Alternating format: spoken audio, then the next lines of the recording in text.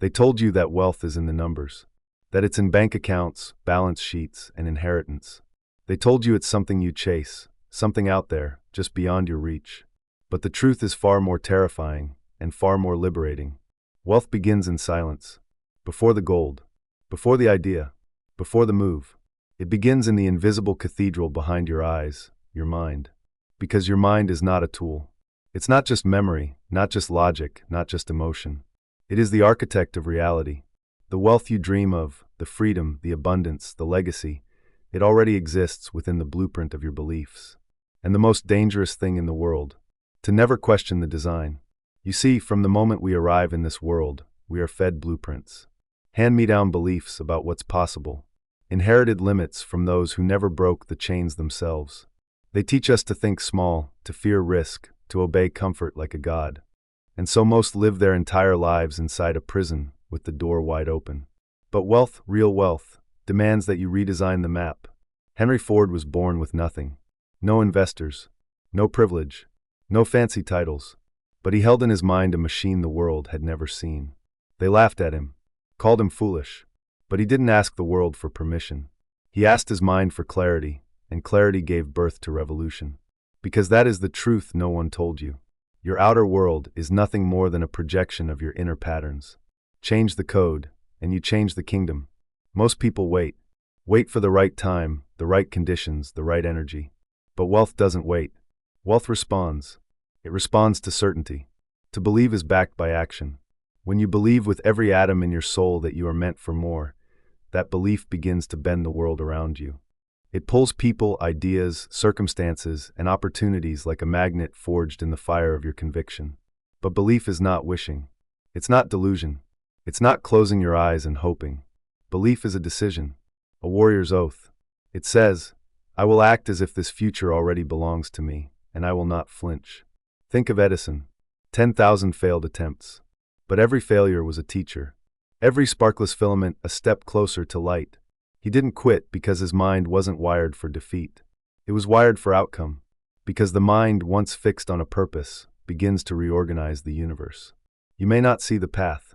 You may not know how. But clarity does not mean knowing every step. It means knowing the summit exists. You are not meant to live inside anxiety. You are not meant to obey fear. You are not meant to drown in distractions and scroll yourself into oblivion. You are meant to command thought, to direct attention, to discipline your inner world like a sculptor chisels marble, until what stands is a masterpiece forged in fire. But this isn't easy. The world will whisper doubts. The voices will echo like ghosts of failure saying, who are you to dream that big? They will point to your past, your mistakes, your lack. But remember this, the past is not a prophecy, it's just a reference. And you are not here to repeat history. You are here to rewrite it. Every great titan, from Carnegie to Jobs, from Oprah to Musk, every one of them began with a thought, an idea, and more importantly, a refusal to let that idea die. That is the seed of wealth. Not in stocks, not in savings, but in certainty. Because the moment you decide, truly decide, that your life will mean something, that moment, the mind unlocks new gears. Ideas begin to spark. Habits begin to shift. Your walk becomes different. Your voice carries power. And others feel it. They don't know why, but they lean in. Because energy doesn't lie. This is not about arrogance. This is about alignment. The alignment between thought, belief, and relentless action. That's the formula. That's the truth buried beneath 1,000 self-help books and 1,000,000 half-hearted goals. It's not that success is rare. It's that conviction is rare. Most people dabble. You must dominate. Not others. Yourself. Your thoughts. Your habits. Your disciplines. Because every action you take is a vote for the future you believe in. And your mind, it's listening. Every single day. It doesn't respond to hope. It responds to commands. So the question is, what are you commanding? Are you feeding it fear? Feeding it distraction? Feeding it doubt disguised as realism? Because what you plant you harvest. Always. If you plant limitation, you'll reap excuses. If you plant indecision, you'll reap regret. But plant faith, plant action backed by belief, and you will reap transformation. This is not fantasy. This is physics. Your thoughts are electrical. Your beliefs are magnetic. And your mind is a generator of frequency. It is either pulling your future toward you, or pushing it further away. The universe doesn't give you what you want. It gives you what you are. And what you are begins in what you believe. You want wealth? Then start with awareness. Start with command over your inner empire. You cannot conquer the marketplace if you are a slave to self-doubt. You cannot lead others if your own thoughts drag you like a storm. You cannot attract abundance when you rehearse poverty in your mind every day. And yet, that is what most do. They say they want wealth, but speak as if it's impossible. They dream of success, but live like comfort is the highest virtue. They pray for freedom, but chain themselves with distraction. This is the silent war of the modern age. A war not of bombs and blood, but of focus and attention. And the battlefield is your mind.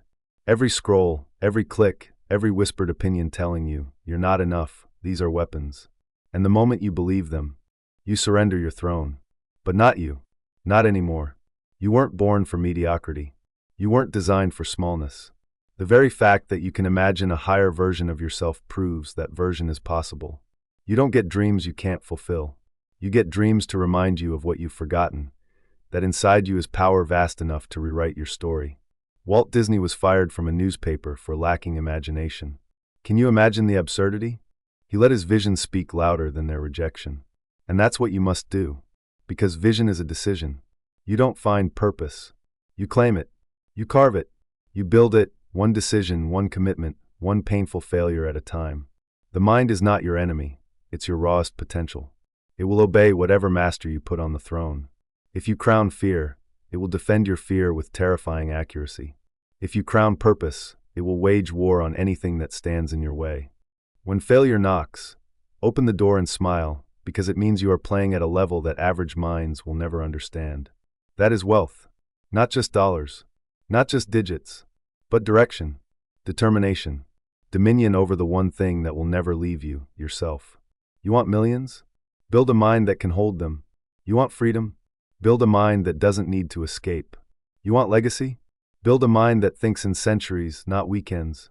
When failure knocks, open the door and smile, because it means you are playing at a level that average minds will never understand. That is wealth. Not just dollars. Not just digits. But direction, determination, dominion over the one thing that will never leave you, yourself. You want millions? Build a mind that can hold them. You want freedom? Build a mind that doesn't need to escape. You want legacy? Build a mind that thinks in centuries, not weekends. Because the moment you elevate your thinking, your life begins to follow. Not because the world changes, but because you change. And a changed mind will never return to its old dimension. You'll walk differently, speak differently, expect differently. You'll become a signal, a force of gravity. And those still trapped in their own limitations will either rise with you or disappear in the rearview mirror of your destiny. Not everyone can go where you're going. And that's okay, because greatness has always been a lonely road. But it is also the only road that leads to the kind of wealth that outlives your body, your breath, and your name. The mind is the gateway, but only the bold walk through it.